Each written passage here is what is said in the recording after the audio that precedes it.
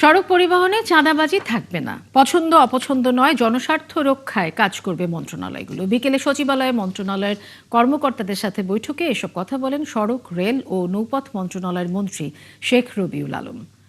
বৈঠকে দুই প্রতিমন্ত্রী হাবিবুর রহমান হাবিব ও রাজীব আহসান ছিলেন। ঢাকার যানজট কমাতে ফুটপাত দখলমুক্ত করা ও অটোরিকশার চলাচল নিয়ন্ত্রণ করা জরুরি বলেও জানান সড়ক মন্ত্রী। বলেন, পানি সম্পদ মন্ত্রণালয়ের নেতৃত্বে খাল খননের জন্য কমিটি করা হয়েছে। উক্ত কমিটি খালগুলোর বর্তমান অবস্থা জানিয়ে 7 দিনের মধ্যে প্রতিবেদন দেবে বলেও জানান শেখ রবিউল আলম।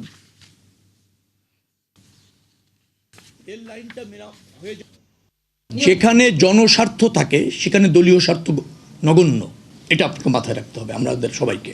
অতএব দুর্নীতিমুক্ত স্বচ্ছভাবে এই মন্ত্রণালয়গুলিকে ফাংশন করানোর যে আস্থা সরকার প্রধান আমাদের উপর রেখেছেন, প্রধানমন্ত্রী, তার অমর্যাদা আমরা করব না। আর জাতি এই সরকারের উপর যে আস্থা রেখে ভোট মেজরিটি দিয়েছে তা কোনো অবস্থাতে অমর্যাদা হওয়ার সুযোগ নেই।